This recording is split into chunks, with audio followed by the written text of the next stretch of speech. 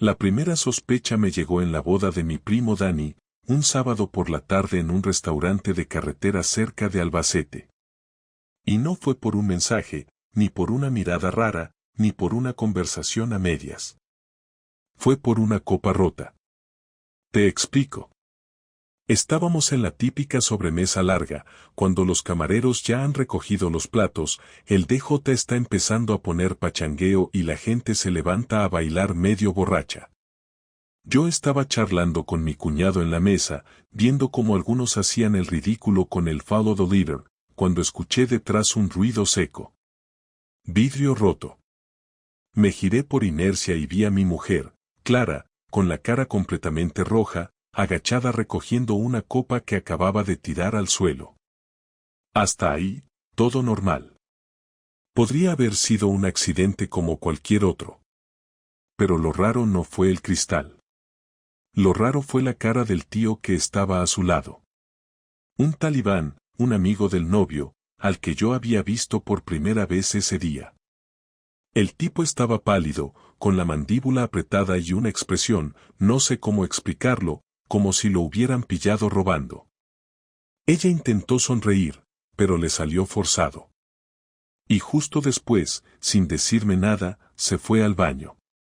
No soy Sherlock Holmes, ¿vale? Pero he sido camarero, he trabajado en bares desde los 17 y sé perfectamente leer las caras de la gente. Ese tío no puso cara de vaya, qué susto, puso cara de mierda. Volvió a los 10 minutos como si nada, se sentó a mi lado, me dio un beso en la mejilla y me dijo, ¿te estás divirtiendo? Respondí que sí, sin pensar demasiado. Pero ya me había quedado con la copla. A partir de ese momento, empecé a observar. Vi cómo se miraban. Cómo él hacía lo posible por no coincidir con mi mirada. Como ella reía de forma exagerada con cosas que no tenían ni puta gracia. Y algo que me dejó helado, cuando bailaban en grupo, ella evitaba estar cerca de mí. Parecía que tenía un campo magnético que la empujaba a la otra punta de la pista. Ya en el coche, de camino a casa, no dije nada. Me puse a conducir, y ella iba medio dormida. Pero en mi cabeza ya se estaba encendiendo una luz que llevaba años apagada. No fue una sospecha como esas que vienen y se van.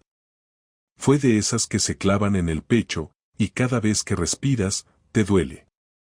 Pero aquí viene lo más jodido, esa misma noche, al llegar a casa, Clara quiso sexo. No lo típico de bueno, por cumplir, no. Me agarró del brazo, me besó en el cuello, se puso encima sin esperar respuesta. Como si necesitara borrar algo. Como si quisiera lavarse la conciencia follando conmigo. Y mientras ella lo hacía, yo no podía dejar de pensar en el imbécil ese del traje azul, con su cara de pez muerto cuando se rompió la copa. Cerré los ojos y fingí estar metido en el momento, pero lo único que sentía era una mezcla de rabia, miedo y asco. Dormimos espalda con espalda. Y esa fue la primera vez en 9 años que me quedé despierto hasta las 5 de la mañana pensando si Clara me estaba engañando. Yo no soy celoso. No soy inseguro. Pero esa noche empecé a ver cosas que antes no quería ver. Y lo peor aún no había llegado. Durante la semana siguiente a la boda, intenté actuar normal, como si no hubiese notado nada, como si no me hubiera dado cuenta de los gestos raros ni de la tensión flotando en el ambiente. Pero no podía quitarme de la cabeza la forma en que Clara lo miraba, ni la forma en que él intentaba no coincidir conmigo ni un segundo. Yo no soy un paranoico, pero tampoco soy tonto. Me conozco a Clara mejor que nadie, sé cuando algo le preocupa, cuando algo le da miedo, cuando intenta disimular. Y eso es lo que estaba haciendo, disimular. Fingía que todo iba bien, que su vida seguía exactamente igual, pero su manera de moverse por casa, de hablarme, incluso de reírse en los momentos más aleatorios, no cuadraba con nada. La idea de que algo estaba ocurriendo entre ella y ese talibán no me dejó en paz. Pero claro, no podía preguntarle directamente sin tener pruebas. Si lo hacía y no era cierto, iba a ser yo el paranoico, el inseguro, el controlador, y le estaría dando una excusa para alejarse más. Y si era cierto, y me lo negaba, tampoco ganaba nada. Así que empecé a hacer algo que jamás pensé que haría, fingir. Me volví el marido perfecto. Le preparaba el café como le gusta, con 2 cucharadas de azúcar y un poco de canela. Le calentaba el coche por las mañanas cuando hacía fresco. Le preguntaba por su trabajo, le hacía reír con cualquier tontería, como hacía tiempo que no hacía. Pero no porque me saliera natural. Lo hacía porque necesitaba ver cómo reaccionaba. Necesitaba que se sintiera cómoda, que se confiara, que bajara la guardia. El viernes por la noche, mientras veíamos una película, su teléfono sonó y se levantó rápido del sofá. Ni siquiera miró quién era. Simplemente lo cogió, dijo ahora vuelvo, y se metió en la cocina cerrando la puerta. Nunca cerramos esa puerta. No tenemos niños, no tenemos nada que ocultar. Pero esa noche sí. Estuvo unos 5 minutos dentro, y al volver, me miró como si nada, me dio un beso en la frente y se sentó otra vez a mi lado. No dije nada, pero estaba claro que el teatro ya no podía sostenerse mucho más. El sábado, aprovechando que ella se iba a pasar la tarde con su madre, decidí hacer algo que tampoco pensé que haría jamás. Fui al centro, al restaurante donde habíamos estado en la boda. No tenía una excusa clara, simplemente quería ver si encontraba algo, si alguien hablaba, si podía cruzarme con ese tipo de casualidad. Me senté en la barra y pedí una cerveza. El camarero, uno joven, con gafas y pinta de universitario, me reconoció. ¿Estuviste en la boda de Dani, no? Sí, soy su primo. Buen sitio tenéis aquí. Gracias, fue una boda movidita. Eso me sonó raro. ¿Movidita? Sí, bueno, lo típico. Hubo gente que bebió demasiado, alguna copa rota, cosas así. No quise presionarle de golpe. Esperé un poco, dejé que hablara. Una chica tiró una copa y se montó un pequeño lío. No sé si lo viste. Iba con un tío alto, moreno, con americana azul. Se metieron un poco de lío con el dueño porque se estaban besando en el pasillo de los baños y eso aquí no se ve bien, sobre todo si no eres cliente habitual. Yo me quedé mirando la cerveza. ¿Una chica rubia, bajita? Sí, creo que sí. ¿La conocías? Más de lo que me gustaría. El camarero se quedó callado un momento. Hostia, perdona si he metido la pata. No sabía qué. Tranquilo. Al contrario. Gracias. Acabé la cerveza sin decir nada más, pagué y me fui. No me temblaban las manos, no me caía una lágrima por la cara, no me dio un ataque de rabia ni nada parecido. Solo sentí una especie de hueco en el estómago.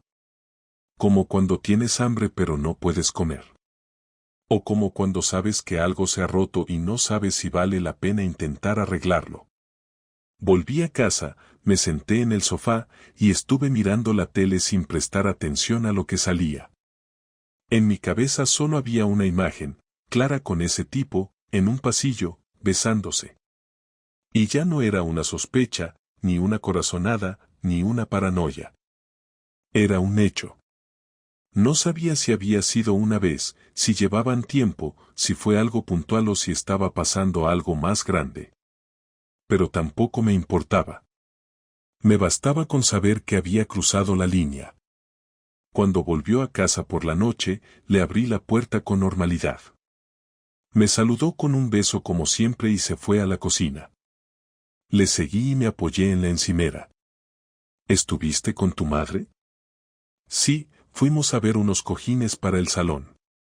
Te he traído uno, creo que te va a gustar. ¿Fuiste sola? Sí, claro. ¿Y no te cruzaste con Iván? Ahí se congeló. Fue medio segundo, pero lo vi. No supo qué cara poner. Y eso fue todo lo que necesitaba. ¿Por qué me preguntas eso? Me dijo, intentando sonar molesta. Porque estuve hoy en el restaurante de la boda. Un camarero me contó una historia interesante. Clara no dijo nada. Bajó la mirada. No preguntó qué historia. No intentó fingir sorpresa. Solo se apoyó en la mesa y se quedó ahí, en silencio. ¿Qué quieres saber? Dijo al final. Lo que tú quieras contarme. Pero no me mientas. Y ahí empezó. No lloró. No gritó. No negó nada. Me dijo que sí, que esa noche se besó con él. Que habían coincidido un par de veces antes, que no fue planeado, que fue una gilipollez, que se sintió mal después. Me dijo que no se acostaron. Que no pasó de ahí. Que fue un error. Que no sabía cómo decirme nada. Que se sentía culpable. Que le daba miedo perderme. Yo no respondí. Solo la miré. Me sentía como un espectador de mi propia vida, viendo a mi mujer decirme que me había traicionado y sintiendo que ya no había vuelta atrás. No porque se hubiese besado con otro, sino porque había cruzado una línea y había decidido no contármelo. Porque me había mentido a la cara durante días y había hecho como si nada. Porque fue capaz de subirse encima de mí esa noche, después de hacerlo con otro, y fingir que no pasaba nada. Y eso no se olvida. Nunca. Después de su confesión, el silencio en la cocina fue tan espeso que se escuchaba el tic-tac del reloj del microondas. Ella no lloraba, no me pedía perdón, no intentaba abrazarme. Solo se quedó de pie frente a mí, con los brazos cruzados y la mirada perdida en el suelo. Era como si estuviera esperando que yo explotara, que gritara, que le tirara algo, pero no hice nada. No sabía ni qué gesto poner ni qué palabra usar. No hay manual para eso, ni reacción correcta. Solo sentía una mezcla de decepción y rabia contenida, como si tuviera fuego dentro pero sin salida. Me serví un vaso de agua porque necesitaba hacer algo con las manos y al dárselo, ella lo miró sin entender. Fue ahí cuando hablé por primera vez. Quiero que me lo cuentes todo. No me dejes con medias verdades ni me pintes el cuento bonito. Si lo hiciste, dilo.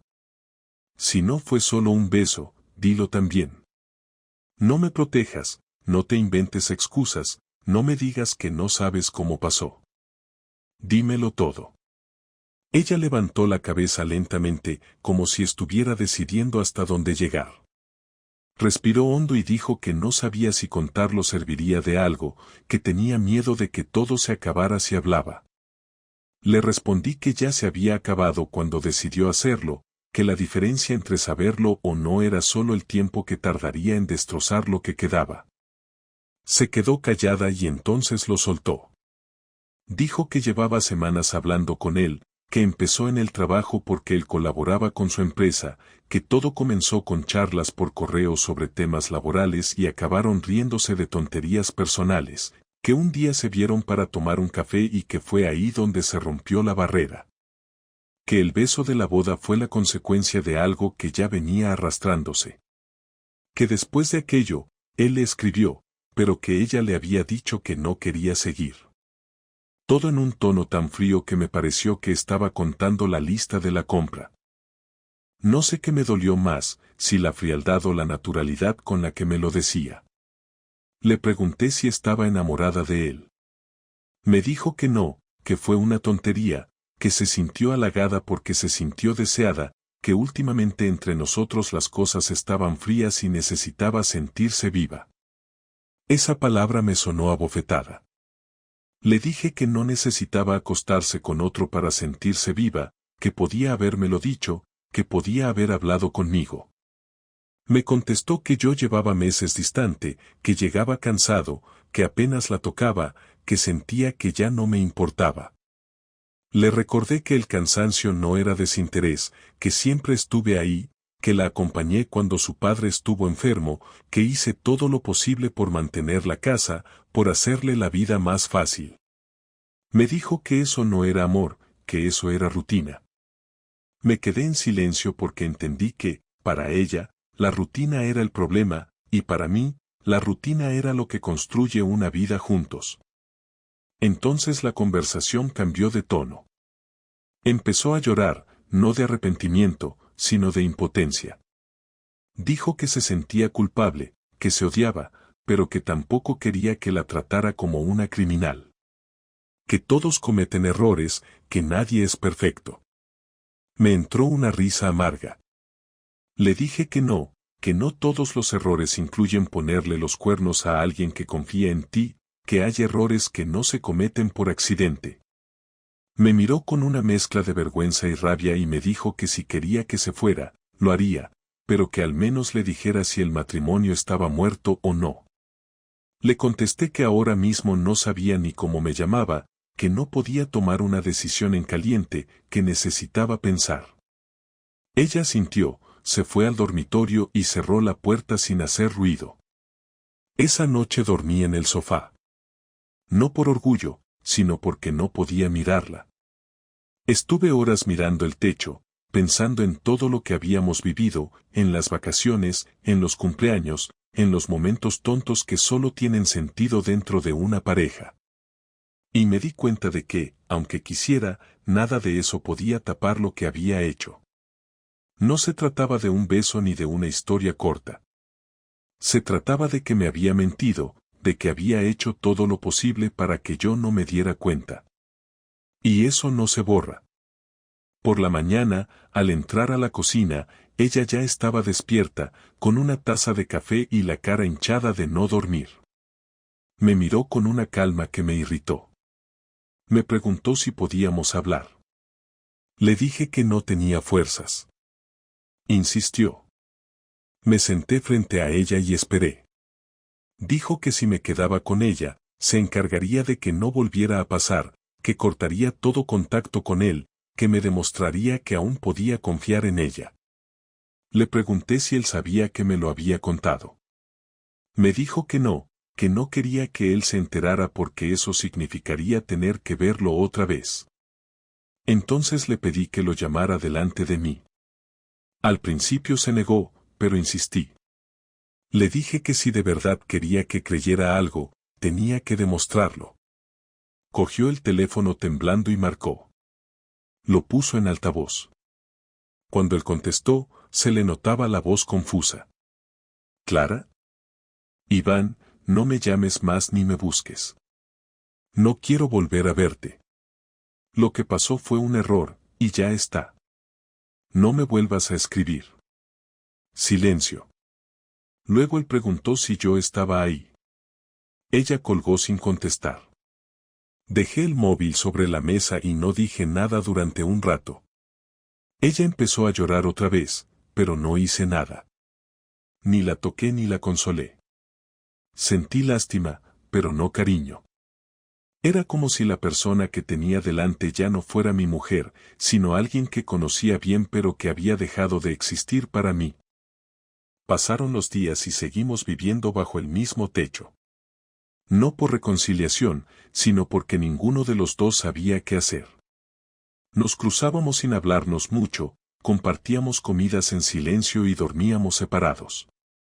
Yo iba al trabajo como un autómata, hacía mis rutas, firmaba partes de mantenimiento y volvía a casa sin ganas de nada. Mis compañeros me notaban raro, pero no preguntaban. La gente suele intuir cuando algo está roto. Ella, en cambio, parecía hacer esfuerzos por mantener una especie de normalidad absurda. Me dejaba notas en la mesa con recordatorios, me preparaba el desayuno los sábados, ponía lavadoras. Yo no le decía nada, ni gracias ni nada. No era venganza, era distancia. Era la única manera de no perder el control. Una tarde, cuando llegué del trabajo, la encontré en el salón con una maleta medio abierta. Me dijo que iba a irse unos días a casa de su hermana, que necesitaba espacio y que entendía que yo también. Le dije que hiciera lo que quisiera. Me miró intentando encontrar algo en mi cara, pero no encontró nada. Antes de irse, me dijo que aún me quería. Le respondí que eso ya no significaba nada. Cerró la puerta y me quedé solo en casa, escuchando el ruido de la calle. Esa noche dormí bien por primera vez en mucho tiempo. Durante los días siguientes pensé en todo. En si podía perdonarla, en si realmente quería hacerlo, en si valía la pena salvar algo que ya no me generaba más que cansancio. Llegué a la conclusión de que no era cuestión de perdón, sino de respeto. Y cuando alguien lo pierde, no hay vuelta atrás. Había aprendido algo que no quería aprender, que el amor no muere de golpe, muere en silencio, a base de engaños pequeños y justificaciones absurdas. Y aunque me doliera admitirlo, ya no la amaba igual. Cuando volvió de casa de su hermana, se encontró con las maletas en la entrada. No eran las suyas, eran las mías. Le dije que me iba a casa de un amigo unos días, que necesitaba pensar fuera, que no sabía qué haría después. No me suplicó, solo me dijo que esperaba que algún día pudiera perdonarla. Le respondí que el perdón no era el problema, que lo que faltaba era el respeto. Cerré la puerta detrás de mí sin mirar atrás. No sabía si eso era el final o solo una pausa, pero sabía que algo se había roto para siempre. Los primeros días fuera de casa fueron raros. Me quedé en el piso de mi amigo Sergio, que tenía una habitación libre desde que se había separado hacía un año. Era un sitio pequeño, con muebles viejos y paredes finas, pero me venía bien porque me mantenía ocupado ayudándole con algunas cosas. Sergio no hacía demasiadas preguntas. Sabía que algo gordo había pasado, pero respetó mi silencio. Solo me ofreció una cerveza y me dijo que si necesitaba hablar, ahí estaba. Dormía mal, no por tristeza sino por una sensación de vacío que no sabía cómo llenar. Por las mañanas me levantaba temprano, iba al trabajo y hacía lo mismo de siempre, pero todo tenía otro tono, como si la vida hubiese perdido ritmo. En el trabajo intentaba concentrarme, pero cada vez que veía a una pareja en la calle o escuchaba a alguien mencionar a su esposa, me subía un calor por el cuerpo que no sabía si era rabia o vergüenza. Una tarde, mientras revisaba una avería en un edificio del centro, me crucé con Iván. No lo esperaba, ni siquiera sabía que vivía por esa zona.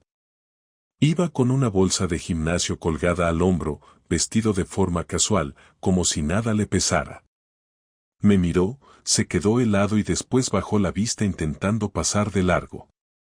No pude evitar hablarle. Le dije que no tuviera tanta prisa, que ya que nos habíamos visto, podíamos aclarar algunas cosas. Se quedó quieto, incómodo, mirándome sin saber si responder o no. Le pregunté si se sentía orgulloso de lo que había hecho, si le gustaba meterse con mujeres casadas, si sabía lo que había provocado. Intentó justificarse diciendo que las cosas se habían ido de las manos, que no fue algo planeado, que se habían gustado y nada más. Me acerqué un paso más y le dije que si de verdad se había gustado tanto con mi mujer, debería tener los cojones de mirarme a los ojos y admitirlo. Tartamudeó algo sobre que no quería problemas y que prefería no hablar. Le contesté que los problemas ya los había causado y que yo solo estaba buscando una forma de resolverlos a mi manera. Se fue caminando rápido sin decir nada más. No lo seguí, pero verlo así, tan tranquilo, me dejó con una sensación asquerosa. Esa misma noche, mientras cenaba con Sergio, me contó que un amigo suyo trabajaba con abogados y que, si quería, podía ponerme en contacto con alguien que me asesorara para el divorcio. No había pensado todavía en eso.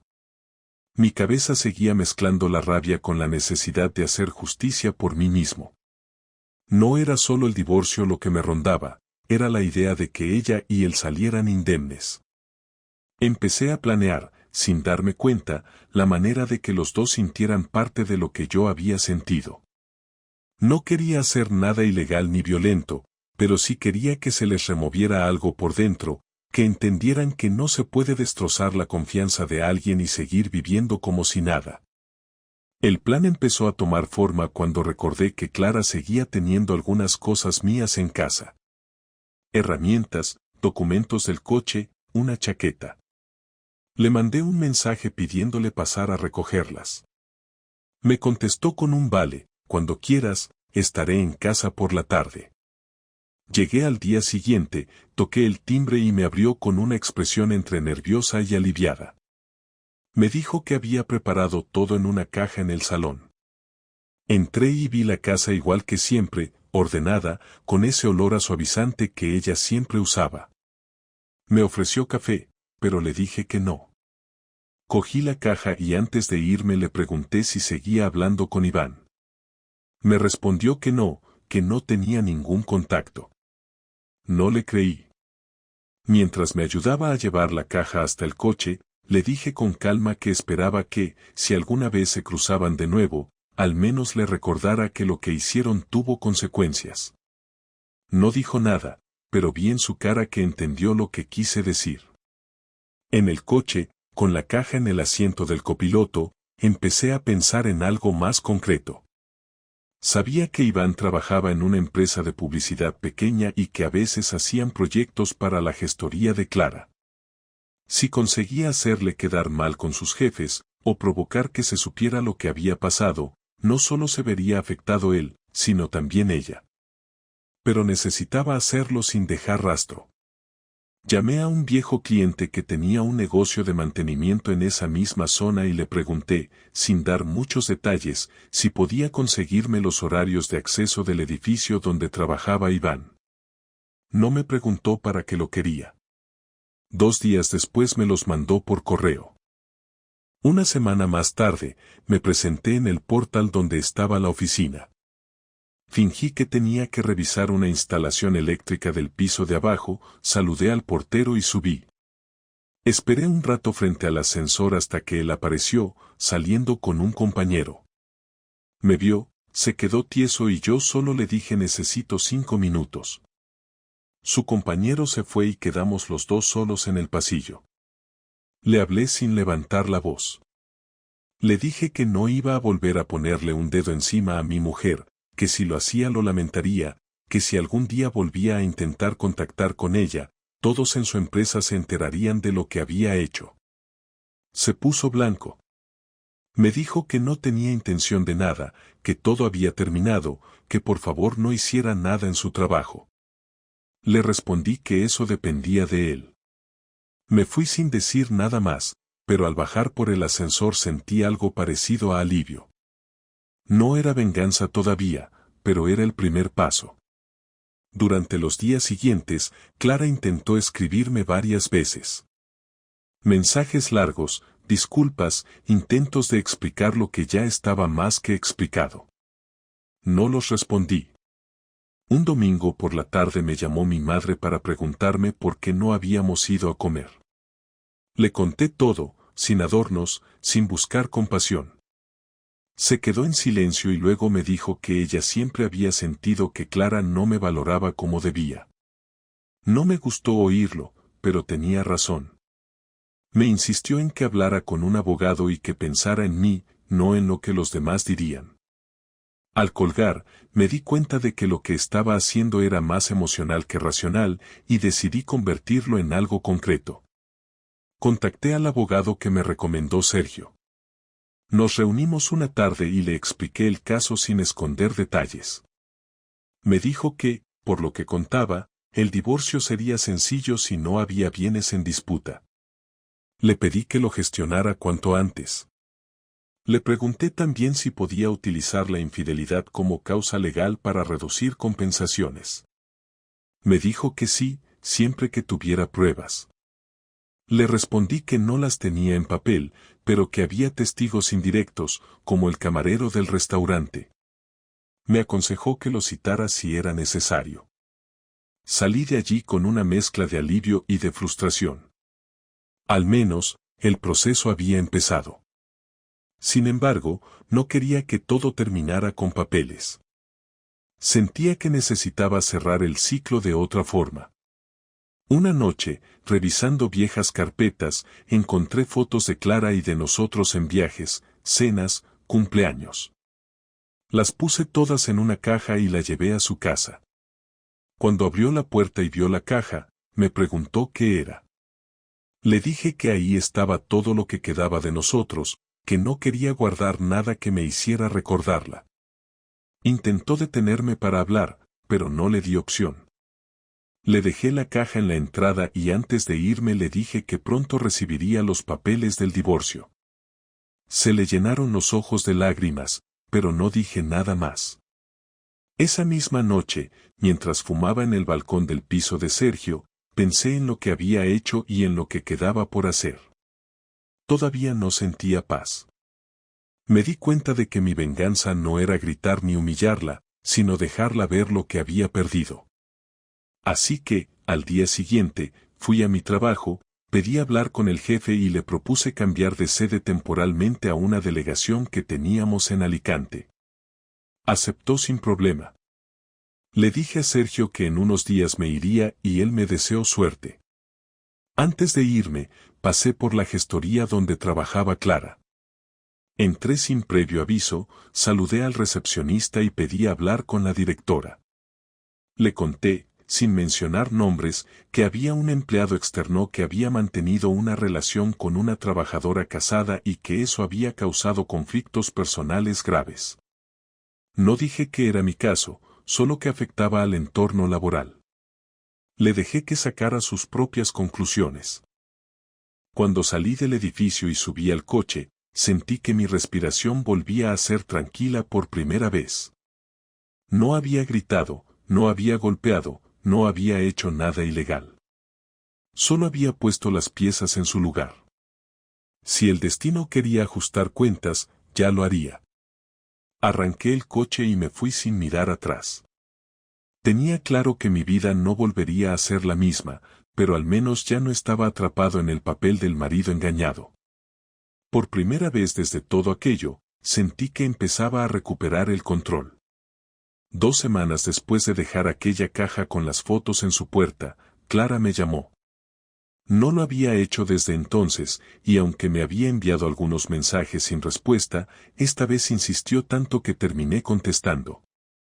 Me dijo que necesitaba hablar conmigo en persona, que era importante, que no se trataba de pedir perdón ni de buscar culpables, que solo necesitaba tener una conversación sincera, sin reproches.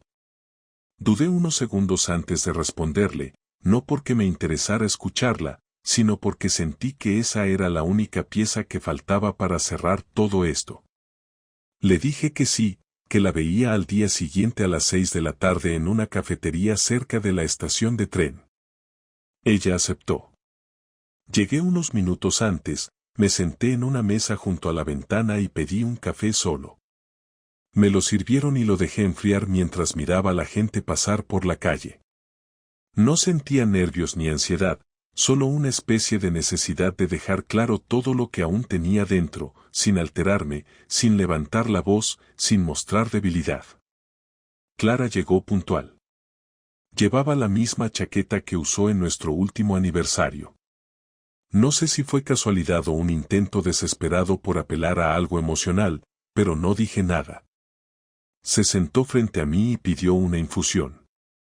Nos quedamos unos segundos en silencio, mirándonos sin saber por dónde empezar. Fue ella quien rompió el hielo. Gracias por venir, dijo, bajando la mirada. No hay de qué. Respondí con tono neutro. ¿Tenías algo que decirme? Sí, aunque no sé si sirve de algo. Pero aún así necesito hacerlo. Asentí, sin urgencia, dejándola hablar. Ella empezó contando cómo habían sido esos días sola en casa, que sentía el vacío de una forma que no sabía cómo gestionar, que todo le parecía distinto, más frío, más real. Me dijo que sabía que ya no había marcha atrás, que lo entendía, que no me estaba buscando para pedirme una segunda oportunidad. Le pregunté entonces por qué quería hablar conmigo. Me miró con ojos hinchados pero secos y me dijo que necesitaba decirme que no había valorado lo que tenía, que le había dado importancia a tonterías, que buscó validación en el lugar equivocado, que confundió sentirse deseada con sentirse amada. Me pidió que la escuchara sin interrumpir, y lo hice. Durante casi 20 minutos me habló de cómo se había sentido en los últimos años, de cómo muchas veces interpretó mi cansancio como distancia emocional, de cómo dejó de hablar de lo que necesitaba por miedo a que yo lo tomara como una crítica, de cómo esa acumulación de silencios fue haciendo crecer una brecha entre nosotros que ella no supo cómo cerrar. Le respondí que todo eso podía ser cierto, que yo también había sentido esa distancia, que también noté que hablábamos menos, que el sexo era más escaso, que los días se volvían iguales, pero que en vez de ir a buscar otra persona, lo que hice fue quedarme, aguantar, confiar. Le dije que sí, que tal vez fallé en mostrarle que aún la quería, pero que eso no justificaba lo que había hecho. Ella asintió. No se defendió. No discutió. Me dijo que tenía claro que no había excusas válidas y que no esperaba que yo la entendiera, solo quería dejar claro que no lo hizo por odio, ni por despecho, ni para herirme. Me reí sin querer. Le dije que eso no importaba, que lo hizo igual, que fuera cual fuera la razón, la consecuencia fue la misma. Me preguntó entonces si ya tenía decidido divorciarme. Le respondí que sí, que el proceso ya estaba en marcha, que recibiría los papeles en breve, y que no había nada que hablar sobre eso. Apretó los labios y bajó la cabeza. No dijo nada durante varios segundos. Luego levantó la vista y me preguntó si había alguien más en mi vida. Le respondí con sinceridad que no, que en este momento no podía pensar en una relación, que estaba intentando recuperar mi equilibrio antes de dar un paso en cualquier dirección.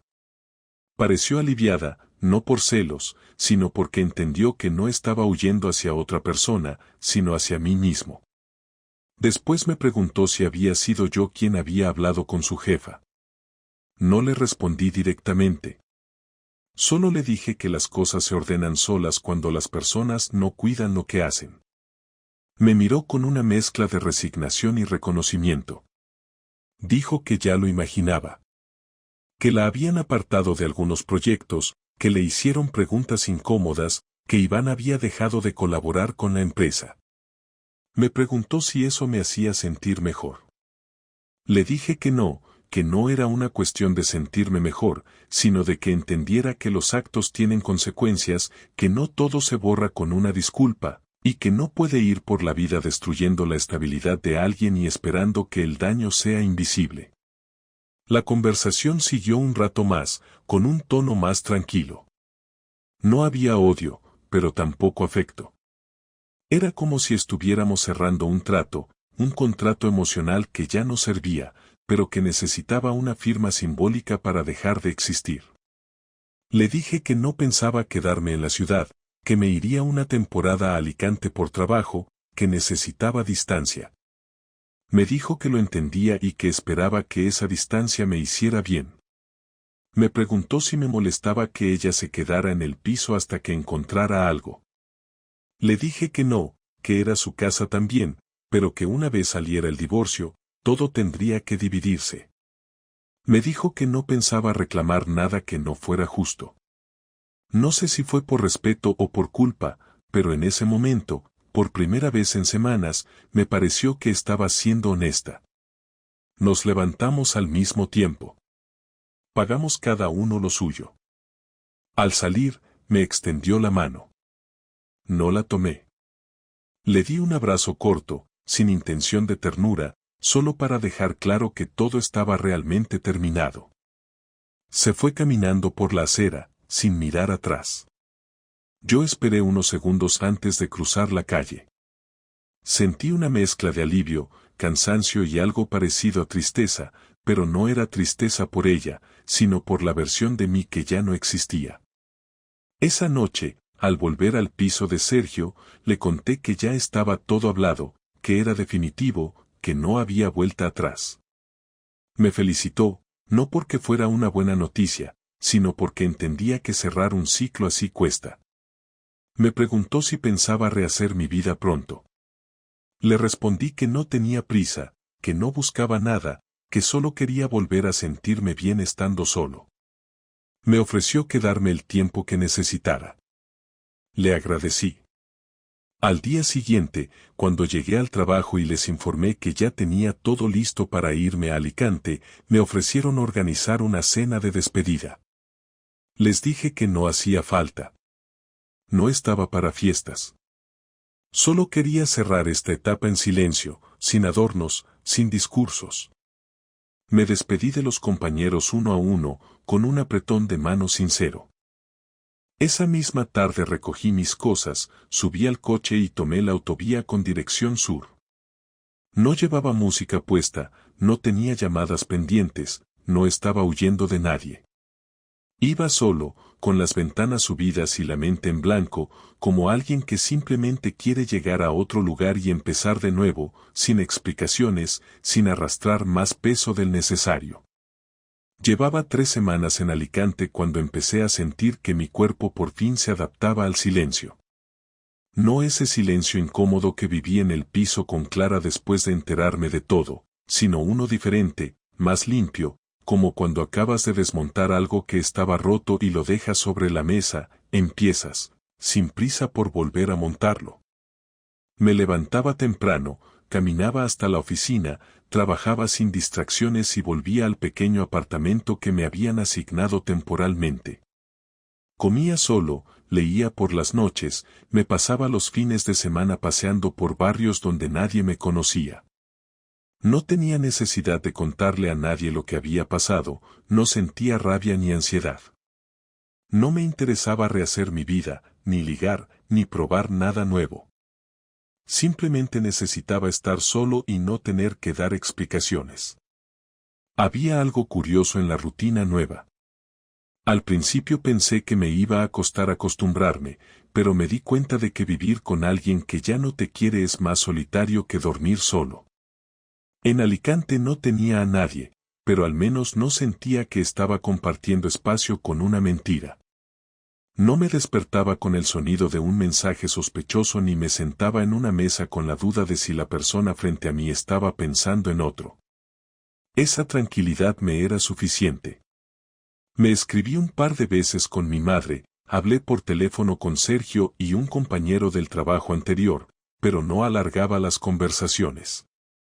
No sabía cómo explicar que me sentía mejor en la soledad que en cualquier intento de volver a estar con alguien. Un día, después de trabajar, recibí un correo del abogado con el adjunto del borrador final del divorcio.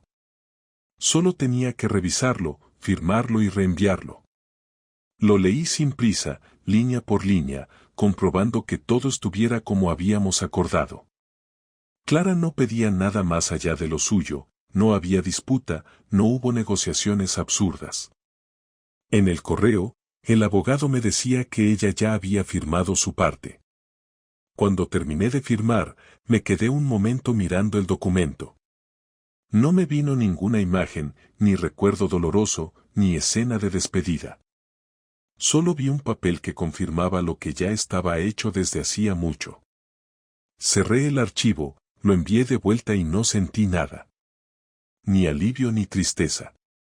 Solo la sensación de que era lo que tocaba. Ese fin de semana salí a caminar por el puerto.